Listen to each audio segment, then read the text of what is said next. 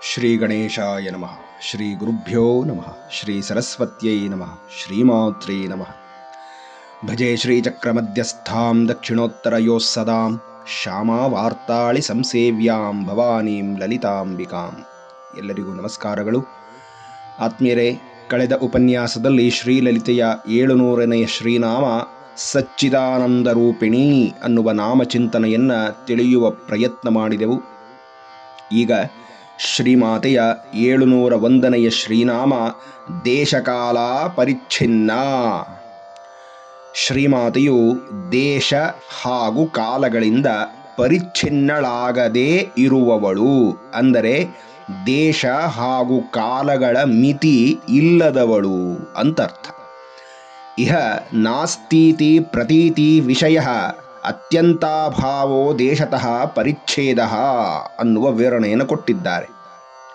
ನೋಡಿ, ಒಂದು ವಸ್ತು ಒಂದು ಪ್ರದೇಶದಲ್ಲಿ ಇಲ್ಲ ಅಂತಂದರೆ ಅದು ದೇಶದ ಮಿತಿಗೆ ಒಳಪಟ್ಟಿದೆ, ಅಂದರೆ ಆ ಚೌಕಟ್ಟಿಗೆ ಕಟ್ಟುಬಿದ್ದಂತಾಗಿದೆ, ಅದು ಪರಿಚ್ಛೇದವಾಯಿತು ಅಂತ ಅರ್ಥ. ಸೌರ ಸಂಹಿತೆಯಲ್ಲಿ ಈ ವಿವರಣೆಯನ್ನು ಕೊಡ್ತಾರೆ.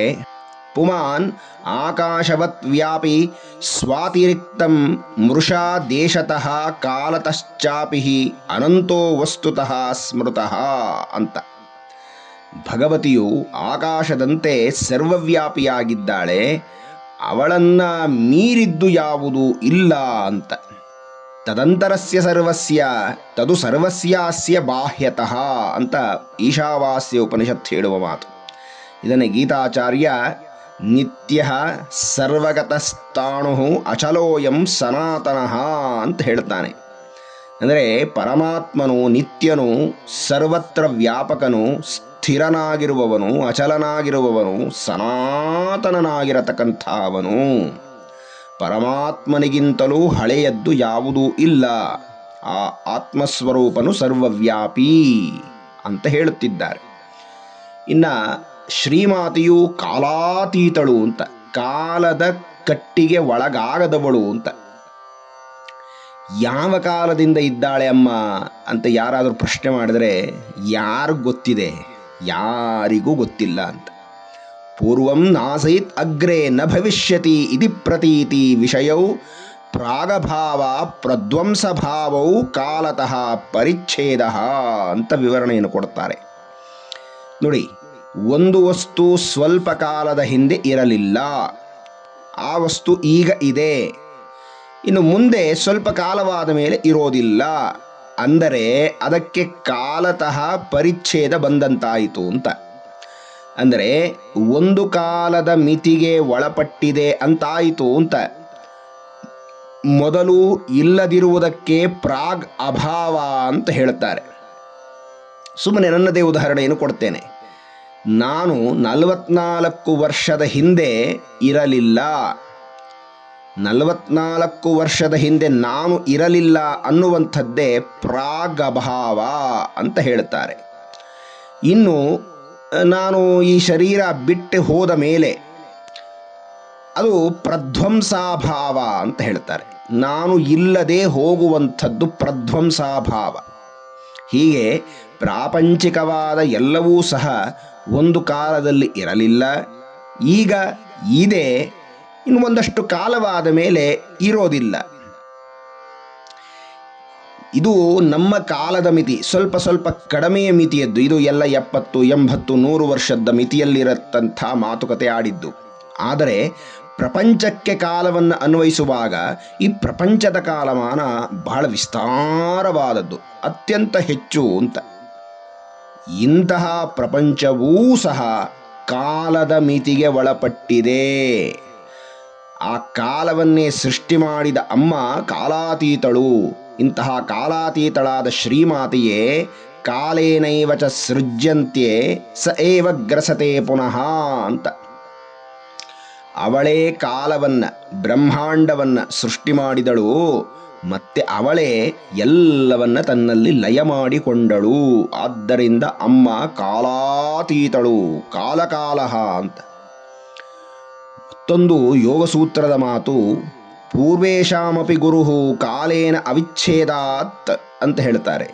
ಅಂದರೆ ಶ್ರೀಮಾತೆಯು ಹಿಂದೆ ಇರುವವರಿಗೂ ಅಮ್ಮನೇ ಪೂಜ್ಯಳಾಗಿದ್ದಳು, ಗುರುವಾಗಿದ್ದಳು. ಈಗ ಇರುವವರಿಗೂ ಅವಳೇ ಗುರುವಾಗಿದ್ದಾಳೆ, ಪೂಜ್ಯಳಾಗಿದ್ದಾಳೆ. ಮುಂದೆ ಭವಿಷ್ಯಕಾಲದಲ್ಲಿಯೂ ಸಹ ಅವಳೇ ಗುರುವಾಗಿ ಇರ್ತಾಳೆ, ಅವಳೇ ಪೂಜ್ಯಳಾಗ್ತಾಳೆ ಅನ್ನುವ ಮಾತು ನಮಗೆ ತಿಳಿಸುವ ಅರ್ಥ ಏನಪ್ಪ ಅಂದರೆ, ಜಗನ್ಮಾತೆ ಮೂರು ಕಾಲದಲ್ಲಿಯೂ ಶಾಶ್ವತವಾಗಿರತಕ್ಕಂಥ ಸನಾತನವಾದ ವಸ್ತು. ಅವಳಿಗೆ ದೇಶದ ಮಿತಿಯೋ ಕಾಲದ ಮಿತಿಯೋ ಇಲ್ಲ. ಅವಳು ದೇಶಾತೀತಳು, ಕಾಲಾತೀತಳು. ದೇಶಾತೀತಳು ಅನ್ನುವುದಕ್ಕೆ ಸರ್ವತ್ರ ವ್ಯಾಪಿ, ಎಲ್ಲ ಕಡೆ ಇದ್ದಾಳೆ. ಅವಳು ಕಾಲದ ಮಿತಿಗೆ ಕಟ್ಟು ಬಿದ್ದಿಲ್ಲವಾದ್ದರಿಂದ ಅವಳು ಕಾಲಾತೀತಳು. ಕಾಲವನ್ನೇ ತನ್ನ ದಾಸನನ್ನಾಗಿ ಮಾಡಿಕೊಂಡು ನಿಯಮನವನ್ನು ಮಾಡ್ತಾ ಇದ್ದಾಳೆ. ಕಾಲ ಮಹಾಕಾಲಳು ಅಂತ. 702ನೆಯ ಶ್ರೀನಾಮ ಸರ್ವಗಾ. ಸರ್ವವ್ಯಾಪಕಳು ಶ್ರೀಮಾತೆ, ಆದ್ದರಿಂದ ಆಕೆ ಸರ್ವಗಾ ಅಂತ ಹೇಳ್ತಾ ಇದ್ದಾರೆ. ಯಾವ ಜಗನ್ಮಾತೆಯನ್ನ, ಪರಬ್ರಹ್ಮಸ್ವರೂಪಳನ್ನ ದೇಶಕಾಲ ಪರಿಚ್ಛಿನ್ನಳು ಅಂತ ಹೇಳಿದ್ವಲ್ಲ, ಆಗ ನಮಗೆ ಸಹಜವಾಗಿ ತಿಳಿಯುವುದು ಏನೆಂದರೆ, ಅಮ್ಮ ಸರ್ವಾಂತರ್ಯಾಮಿ, ಎಲ್ಲ ಕಡೆ ಇದ್ದಾಳೆ. ಹೇಗಿದ್ದಾಳೆ? ಅಣುವಿನಲ್ಲಿ ಅಣುವಾಗಿ, ಮಹತ್ತಿನಲ್ಲಿ ಮಹತ್ತಾಗಿ ವ್ಯಾಪಿಸಿದ್ದಾಳೆ. ಅಂದರೆ ಯಾವ ವಸ್ತು ಇದೆಯೋ ಸೃಷ್ಟಿಯಲ್ಲಿ, ಆ ಎಲ್ಲ ಸೃಷ್ಟಿಯ ವಸ್ತುಗಳಲ್ಲಿ, ವ್ಯಕ್ತಿಗಳಲ್ಲಿ, ಜೀವರಾಶಿಗಳಲ್ಲಿ, ಪಂಚಭೂತಗಳಲ್ಲಿ ತಾನೇ ವಿಲೀನವಾಗಿ ಬಿಟ್ಟಿದ್ದಾಳೆ.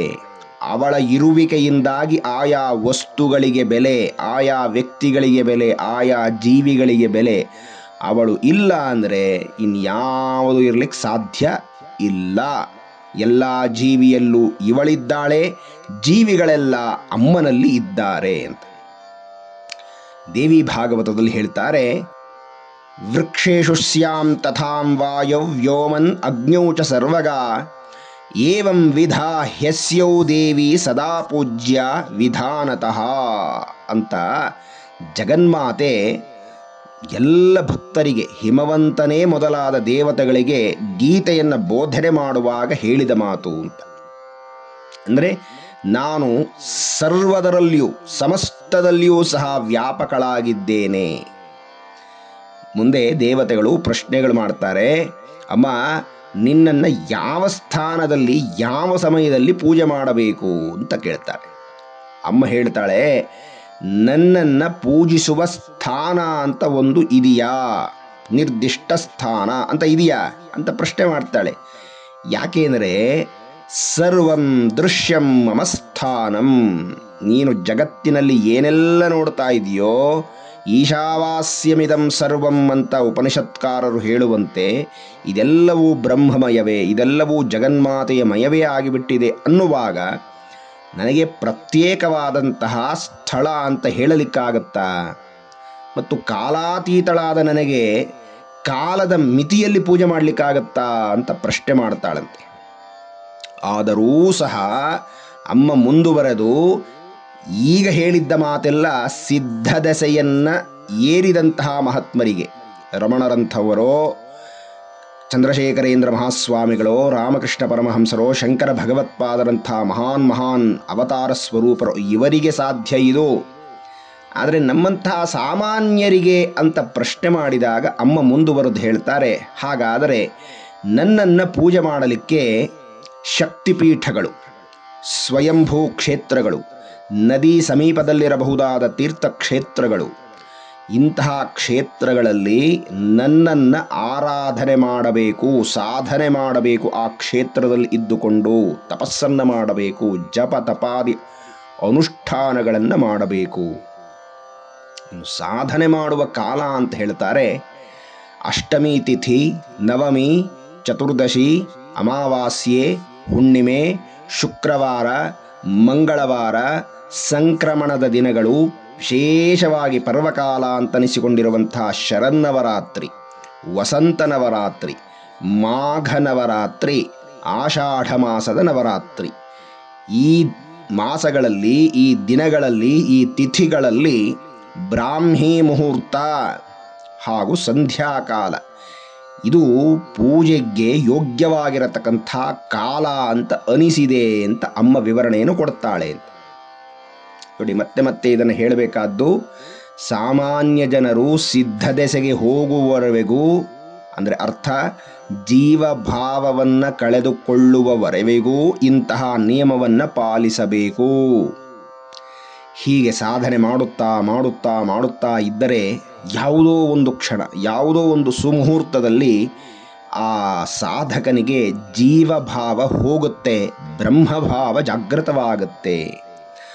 ಆಗ ಆ ಸಾಧಕನಿಗೆ ಅರ್ಥವಾಗುತ್ತೆ, ಆ ಜಗನ್ಮಾತೆ ಅಪರಿಮಿತಳು, ದೇಶಕಾಲ ಪರಿಚ್ಛಿನ್ನಳಲ್ಲ, ಅವಳು ಸರ್ವತ್ರ ವ್ಯಾಪಕ, ಸರ್ವಗ ಅನ್ನುವ ತತ್ವ ಅವನಿಗೆ ಅನುಭವಕ್ಕೆ ಬರುತ್ತೆ. ಎಲ್ಲ ಕಡೆಯೂ ಅದನ್ನೇ ನೋಡ್ತಾ ಹೋಗ್ತಾನೆ. ಬ್ರಹ್ಮ ಮುಂದೆ ಹೇಳ್ತಾನೆ, ಅಮ್ಮ ನೀನು ಸರ್ವರೂಪೇತ್ವಂ ಸರ್ವಗಾಸಿ ಭವಿಷ್ಯಸಿ. ಹೌದಮ್ಮ, ನೀನು ಎಲ್ಲ ಕಡೆ ವ್ಯಾಪ್ತಳು ಅಂತ. ದುರ್ಗಾ ಸಪ್ತಶತಿಯ ನಾರಾಯಣೀ ಸ್ತುತಿಯಲ್ಲಿ ದೇವತೆಗಳೆಲ್ಲ ಅಮ್ಮನನ್ನು ಪ್ರಾರ್ಥನೆ ಮಾಡುತ್ತಾ, ಸರ್ವರೂಪೇ ಸರ್ವೇಶೇ ಸರ್ವಶಕ್ತಿ ಸಮನ್ವಿತೆ ಭಯೇಭ್ಯಸ್ತ್ರಾಹಿನೋ ದೇವಿ ದುರ್ಗಾದೇವಿ ನಮೋಸ್ತುತೆ. ಈ ಸ್ತೋತ್ರ ನಮಗೆ ಏನು ಹೇಳುತ್ತಪ್ಪ ಅಂದರೆ, ಸರ್ವರೂಪೇ, ಏನೆಲ್ಲ ನಾವು ನೋಡ್ತಾ ಇದ್ದೇವೋ ಈ ಪ್ರಪಂಚದಲ್ಲಿ, ವರ್ಣಮರಣಮಯವಾಗಿರುವಂಥ ಈ ಪ್ರಪಂಚದಲ್ಲಿ ನೋಡುತ್ತಿರುವ ರೂಪವೆಲ್ಲವೂ ಅವಳದ್ದೇ. ಸರ್ವೇಶೇ, ಎಲ್ಲದರಲ್ಲೂ ಅವಳೇ ಇದ್ದಾಳೆ, ಸರ್ವೇಶ್ವರಿಯಾಗಿ ಇದ್ದಾಳೆ. ಸರ್ವಶಕ್ತಿ ಸಮನ್ವಿತೆ, ಎಲ್ಲರ ಒಳಗಡೆ ಇರಬಹುದಾದ ಶಕ್ತಿಯೂ ಅವಳೇ ಆಗಿದ್ದಾಳೆ. ಹೀಗಾಗಿ ಅವಳು ಸರ್ವಗಾಲವೇ, ಸರ್ವತ್ರ ವ್ಯಾಪಕಳಲ್ಲವೇ. ಅಂತಹ ಜಗನ್ಮಾತೆ ನಮ್ಮೆಲ್ಲರ ಭಯವನ್ನು ಕಳೆದು ಅನುಗ್ರಹವನ್ನು ಮಾಡಲಿ, ದುರ್ಗಾದೇವಿ ನಮೋಸ್ತುತೆ ಅಂತ ಹೇಳ್ತಾರೆ. 703ನೆಯ ಶ್ರೀನಾಮ ಸರ್ವಮೋಹಿನಿ. ಶ್ರೀಮಾತೆಯು ಎಲ್ಲರಿಗೂ ಸಹ ಮೋಹವನ್ನು ಉಂಟು ಮಾಡುವವಳು, ಆದ್ದರಿಂದ ಸರ್ವಮೋಹಿನಿ ಅಂತ. ಈ ಸರ್ವಮೋಹಿನಿ ಎಂಬತಕ್ಕಂಥ ದೇವತೆ ಶ್ರೀಚಕ್ರದಲ್ಲಿನ ಪ್ರಪ್ರಥಮ ಆವರಣ, ತ್ರೈಲೋಕ್ಯ ಮೋಹನ ಚಕ್ರ ಅಂತ, ಅಲ್ಲಿ ತಾನು ಇರ್ತಾಳೆ. ಐಹಿಕವಾಗಿ ಬದುಕಿಗೆ ಬೇಕಾದಂಥ ಎಲ್ಲ ವಿಧವಾದ ಭೋಗ ಭಾಗ್ಯಗಳನ್ನು ಕೊಡುವವಳು ಇವಳು ಅಂತ. ಸಾಮಾನ್ಯವಾಗಿ ನಾವು ಸಹ ಈ ಭೋಗವನ್ನು ದಾಟಿ ಆ ಪರತತ್ವದ ಬಳಿ ಹೋಗೋದೇ ಇಲ್ಲ. ಎಲ್ಲರಿಗೂ ಸಹ ಅಮ್ಮನ ಆಶೀರ್ವಾದ ಬೇಕು, ಕರುಣೆ ಬೇಕು, ಅನುಗ್ರಹ ಬೇಕು, ವರಗಳು ಬೇಕು ಅಂತೂ ಬೇಕು ಬೇಕು ಅಂತ ಕೇಳ್ತಾ ಇರ್ತೀವಿಯೇ ಹೊರತು, ಆ ಚಕ್ರವನ್ನು ದಾಟಿ, ಆ ಪರಿಧಿಯನ್ನು ದಾಟಿ ಅಮ್ಮ ಏನು, ಅಮ್ಮನ ತತ್ವ ಏನು, ಯಾರನ್ನು ಅಮ್ಮ ಇಷ್ಟಪಡ್ತಾಳೆ, ಅಮ್ಮನ ಅಸಲು ಸ್ವರೂಪವೇನು ಅನ್ನುವ ತತ್ವಚಿಂತನೆಗೆ ಹೋಗೋದಿಲ್ಲ. ಅಮ್ಮನಿಂದ ವರಗಳನ್ನು ಮಾತ್ರ ಬಯಸುವಂಥದ್ದು ಅಂತ. ಹೀಗಾಗಿ ಇದು ಮತ್ತೆ ಮತ್ತೆ ನಮ್ಮ ಜನ್ಮಾಂತರಗಳಿಗೆ ಕಾರಣವಾಗುತ್ತೆ ಅನ್ನೋದಷ್ಟೇ ಇದರ ಅರ್ಥ ಅಂತ. ಸರಿ, ಮುಂದೆ ಒಂದು ಮಾತನ್ನು ಹೇಳ್ತಾರೆ, ಅನ್ಯತಾಗ್ರಾಹ ಇತಿ ಪ್ರಪಂಚ ಭ್ರಮಂ ಜನಯತಿ ಇತಿ ಅಂತ. ಯಾವಾಕೆಯು ಪರಬ್ರಹ್ಮವಸ್ತುವಿನಲ್ಲಿ ಪ್ರಪಂಚವನ್ನು ತೋರಿಸುತ್ತಾಳೋ ಅವಳೇ ಸರ್ವಮೋಹಿನಿ ಅಂತ. ಬಹಳ ಸುಂದರವಾದ ಚಿಂತನೆ ಇದು. ಪರಬ್ರಹ್ಮವಸ್ತುವಿನಲ್ಲಿ ಅಥವಾ ದೈವದಲ್ಲಿ ಪ್ರಪಂಚವನ್ನು ತೋರಿಸ್ತಾಳೆ, ಅಂದರೆ ಪ್ರಪಂಚವನ್ನು ಮುಂದೆ ಇಡ್ತಾಳೆ, ಪರಬ್ರಹ್ಮವನ್ನು ತೆರೆಯ ಹಿಂದೆ ಇಟ್ಟು ಕಾಣದಂತೆ ಮಾಡ್ತಾಳೆ. ಅಂದರೆ ಈಕೆ ಮಾಡುವ ಕೆಲಸ ಸತ್ಯವನ್ನು ಮರೆಮಾಡಿ ಅಸತ್ಯವನ್ನು ನಂಬುವಂತೆ ಮಾಡ್ತಾಳೆ. ಮೋಹವನ್ನು, ಭ್ರಮೆಯನ್ನು ಆವರಿಸಿ ಒಂದು ವಸ್ತುವನ್ನು ಇನ್ನೊಂದು ವಸ್ತುವಿನಂತೆ ಕಾಣುವಂತೆ ಮಾಡ್ತಾಳೆ. ಇದು ಸರ್ವಮೋಹಿನಿಯ ಕೆಲಸ. ಹೀಗಾಗಿ ಎಲ್ಲಿಯವರೆಗೆ ನಾವು ಭೇದವನ್ನು ನೋಡ್ತೇವೆಯೋ ಅಲ್ಲಿ ತನಕ ನಾವು ಮೋಹಿನಿಯ ಮಾಯೆಯ ಬಲೆಯಲ್ಲಿ ಬಿದ್ದಿದ್ದೇವೆ ಅಂತ ಅರ್ಥ. ಭೇದರಹಿತ, ದ್ವೈತರಹಿತ ಸ್ಥಿತಿಯನ್ನು ಅನುಭವಪೂರ್ವಕ ತಿಳಿಯಲು ಸಾಧ್ಯವಾದರೆ ಆಗ ನಮಗೆ ಈ ಮೋಹಿನಿಯೇ ಎಲ್ಲವನ್ನು ಮಾಡಿಸ್ತಾ ಇದ್ದಾಳೆ ಅಂತ ಗೊತ್ತಾಗುತ್ತೆ ಅಂತ. ದೇಶಕಾಲ ಪರಿಚ್ಛಿನ್ನಳು, ಸರ್ವಗ ಅಂತ ಸರ್ವಾಂತರ್ಯಾಮಿನಿಯಾಗಿ ಇರುವುದು ಅಮ್ಮನೇ, ಆ ಶಿವಶಕ್ತಿಯೇ ಅಂತ ಆಗ ನಮಗೆ ಗೊತ್ತಾಗತ್ತೆ. ಹಾಗೆ ಅನಿಸದಂತೆ, ತಿಳಿಯದಂತೆ ಮಾಡುವುದೇ ಅವಳ ಪ್ರಧಾನವಾದ ಕೆಲಸ. ಮಾಯೆಯನ್ನು ಆವರಿಸಿ ಆ ಭಕ್ತನಿಗೆ ಒಂದಕ್ಕೆ ಇನ್ನೊಂದು ತೋರುವಂತೆ ಮಾಡುವುದು ಅಂತ. ನೀವು ಪುರಾಣದಲ್ಲಿ ಈ ವಿವರಣೆಯನ್ನು ಕೊಡ್ತಾರೆ. ಯಂ ಸಾ ಪರಮಾಶಕ್ತಿ ಮನ್ಮಯಿ ಬ್ರಹ್ಮರೂಪಿಣಿ ಮಾಯಾ ಮಮ ಪ್ರಿಯಾನಂತ ಏದಂ ಮೋಹಿತಂ ಜಗತ್ ಅನೈತಜ್ಜಗತ್ಸರ್ವಂ ಸದೇವಾಸುರ ಮಾನುಷಾಂ ಮೋಹಯಾಮಿ ದ್ವಿಜಶ್ರೇಷ್ಠ ಸೃಜಾಮಿ ವಿಸೃಜಾಮಿ ಚ ಅಂತ ಪರಮಾತ್ಮನೇ ತನ್ನ ಮಹಾಮಾಯೆಯ ಬಗ್ಗೆ ಎಂತಹ ಶಕ್ತಳಿವಳು ಅಂತ ವರ್ಣನೆ ಕೊಡ್ತಾನೆ. ಇವಳು ಮಹಾಮಾಯೆ, ಅವಳು ಪರಮಶಕ್ತಳು, ನನಗೆ ತುಂಬ ಪ್ರಿಯಳು. ಯಾಕೆ ಅಂದರೆ ಅವಳು ಜಗತ್ತನ್ನು ಮೋಹಗೊಳಿಸುವಂತೆ ಮಾಡ್ತಾಳೆ. ಇವಳಿಂದಲೇ ನಾನು ಸೃಷ್ಟಿ ಮಾಡ್ತೇನೆ, ಪಾಲನೆ ಮಾಡ್ತೇನೆ, ಸ್ಥಿತಿ ಮಾಡ್ತೇನೆ. ಸಕಲ ಜೀವರಾಶಿಗಳೂ ಇವಳಿಂದಲೇ ಉದ್ಭವವಾಗುವಂತೆ ನಾನು ಮಾಡ್ತೇನೆ. ಸೃಷ್ಟಿಸಿದ ಅವರೆಲ್ಲರಿಗೂ ಸಹ ಮಾಯೆಯಿಂದ ಮೋಹವನ್ನು ಬೀರುವಂತೆ ಮಾಡ್ತೇನೆ. ಮತ್ತು ಈ ಶಕ್ತಿಯು ನನಗಿಂತ ಭಿನ್ನವಾದದ್ದಲ್ಲ, ಇದು ನನ್ನದೇ ಶಕ್ತಿ ಅಂತ. ಇದೇ ಅರ್ಥ ಗೀತಾಚಾರ್ಯ ಭಗವದ್ಗೀತೆಯಲ್ಲಿ ದೈವೀ ಹೇಷ್ಯಾಂ ಗುಣಮಯೀ ಮಮ ಮಾಯಾ ದುರತ್ಯಯ ಮಾಮೇವ ಏ ಪ್ರಪದ್ಯಂತೆ ಮಾಯಾಮೇತಾಂ ತರಂತಿತೆ. ಅರ್ಜುನ, ನನ್ನ ತ್ರಿಗುಣಯುಕ್ತ ಮಾಯೆಯನ್ನು ಮೀರುವುದು ಮಹಾಮಹಾ ಕಷ್ಟ. ಯಾರು ನನಗೆ ಶರಣಾಗತರಾಗಿ ಪ್ರಾರ್ಥನೆ ಮಾಡ್ತಾರೋ ಅವರು ನನ್ನ ಮಾಯೆಯನ್ನು ದಾಟಬಲ್ಲರು ಅಂತ ಪರಮಾತ್ಮ ಹೇಳ್ತಾನೆ.